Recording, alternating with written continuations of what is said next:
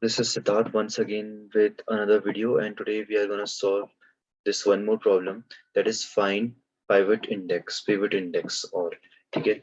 So we will read the problem first and understand what the problem says. Given an array of integer nums, calculate the pivot index of this array. The pivot index is the index where the sum of all the numbers strictly to the left of the index is equal to the sum of all the numbers strictly to the right's index. If the index on the left edge of the array, then left sum is 0 because there are no elements to the left. This also applies to the right edge of the array.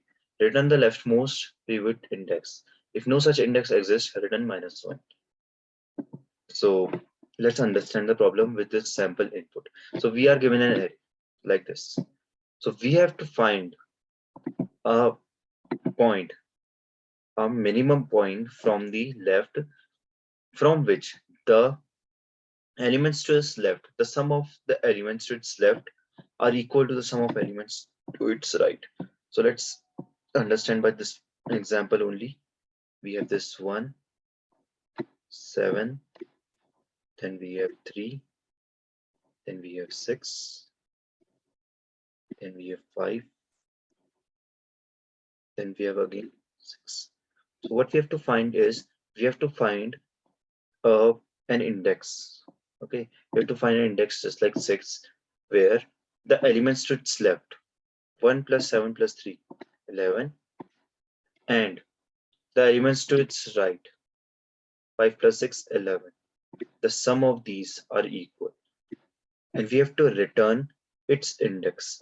So its index is 0, 1, 2, 3. So we have to return its index. So the index is here 3, and we do not have to include this 6 because the question says strictly. Question says strict. Okay, so that's all. So let's understand how can we solve this problem. Okay, so let's see. So what I'm going to do firstly is a brute force approach. I'm going to apply a brute force approach here. So in that brute force approach, what I'm going to do is I'm going to loop through each and every element of the array, check its right sum and its left sum, and check if those both are equal. So let's see how can I do that. So first of all, I am renaming this to ARR because of my own comfort level, and I'm declaring a variable for its length. Okay, and is equals to the length of the array. So I'm declaring two variables. One is left sum, that will be equal to 0, and a variable named as right sum, and that will also be equal to 0. Okay, and then I'm going to loop through the array. For I is equals to 0, I is less than n, I plus x. I'm looping through all of the array. Then what I'm going to do is for I'm going to go j from I, j from 0 till less than I, and j plus x. And what I'm going to do is this is the left part. So I'm going to do this left sum plus is equals to value of j. Okay. And similarly for the right part, for let I can do the same variable, j equals to 0, j is less than. Okay. Now they will start from I plus 1 because we do not have to include that I. Okay. J will be less than n, j plus plus, and our right sum will be equal to value of j. j. Yeah. Okay. Now what we have to check, if our left sum is equal to our right sum, and if it's the case, what we have to do, we just have to uh, return our I. Okay. If it's not the case and whole of the loop ends, what we have to return is -1, as the question says. Like in this case, 1, 2, and 3. We do not have any answer for that, and not having any pivot element, so we are returning -1 here. So let me go through this problem once again and explain how this code is working. Okay, so first of all, my okay, white color is not, so it is also, let me write here. We have this 1, 7, 3, 6, then we have 5, then again 6. What I'm doing is I'm going from 0. Okay, I'm first of all looping through whole of the array with my I. Then for this second loop, for this inner one, from j starting from 0 till I. So first of all, my I is here and j is also going till here. So there will be no left sum. So sum will be remain 0. Then I'm going to another loop. So j will be I plus 1.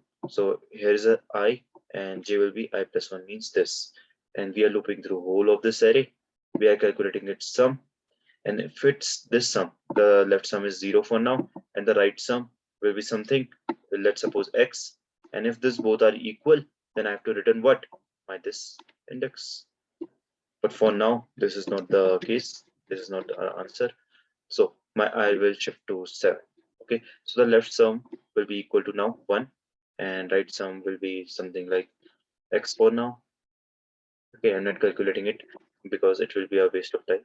And if these both are equal, what I have to return is the index of 7. And the index of 7 is 1. So I will return 1 in this case. If it's not the case, then again I will go to next element, that is 3. Then I will check its right element with the help of this first loop. Then it's, sorry, left element with its first loop, then right element with its second loop here, and check if 7 plus 1 is equal to this 6 plus 5 plus 6. If that's not the case, I will go to the next element. This is my I now. And again, first loop will target here, second loop will target here. If the sum is equal, what I have to return? Its index. So what its index is 0, 1, 2, 3. Its index is 3. So we are returning 3 here. Okay, that's how we have to do this. That's how this is working. But the problem here over here is this outer loop is taking O of n time complexity, and the inner loop is taking, because of the outer loop, the inner loop is taking O of n square time complexity. Okay, so our overall time complexity is O of n square. Sorry, there is my video here. That's why, but you got the point. So our overall complexity here is O of n square. So we have to optimize this thing. But first, let's check if is this approach is working on a test case or not. So let's run the code.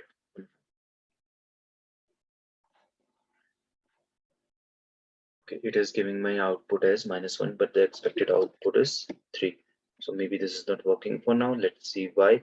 So I starting from 0, I is going through till n, I plus plus, j starting from 0, j is going to 1 left less than I, j plus plus, left sum is equals to, okay. What I have to do is after one loop ends, I have to reassign my values of left sum and right sum again to 0. Okay, then it will work. So let's see again if it is working for our test case. Yeah, it is working. So first of all, let's optimize this approach and then submit it. Okay, so I'm saying that let's leave this approach from here till here for now. Like what I can do is I can just have it here and comment this. Okay, this is a O of n square time complexity approach. O of n into O of n square. So let's think other way. Okay, now what I'm gonna do is I'm gonna declare again the left array, left sum, uh, left sum as 0, and again my right sum as 0. So in this approach, what I'm going to do, let me explain it first. I'm going to loop through all this array and I will add all of the elements to the left array, left sum.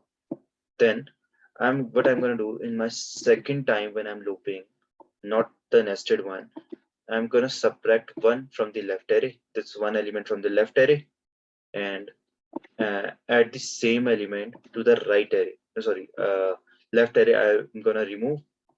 Then I'm going to check if my left array is equal to the right array. If it will be the case, then it will be my temporary answer because I have to give the rightmost solution. Then I will go to the next element. I will add this 6 to the right array, and this will be my left array minus these two, minus this, sorry, these two, yeah. Then I'm going to check for the same. So let me first write it and explain once again. So let I'm saying index for now is -1, so that we can return the text. So for let I equals to 0, I is less than n, I plus plus. What I'm gonna do is I'm gonna add all of the elements to my left sum. Left sum plus is equals to array of I. This is what I've done. So my left sum is sum of all the elements of the array. Then what I'm gonna do is I can use the same variable. I can start the second loop for the right sum from n-1, that is the last element of the array. I can loop through like greater than equal to 0 till the very first element, and I can decrement my I. Okay, then what I can do is I can subtract my one element from my left sum. Left sum minus equals to array of I. I'm subtracting this left sum. Then what I'm going to do is I'm going to check if my left sum is equals to the right sum. And if it's the case, then my index or my, I can say, answer will be I. Okay, then what I'm going to do is I have to add my array of I to the right sum. Right sum plus is equals to array of I. All of this loop will contain. Then at last, what I have to return is my index m. And if I will not get any answer, then I've initialized my index with -1, like in this case. So it will just return -1. So that's what I'm going to do now. So let's run the code and see if it's working. Otherwise, we will debug it. So it's working. So let's try submitting it.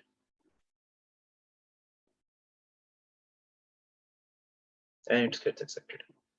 Okay, so that's all for today. Thank you.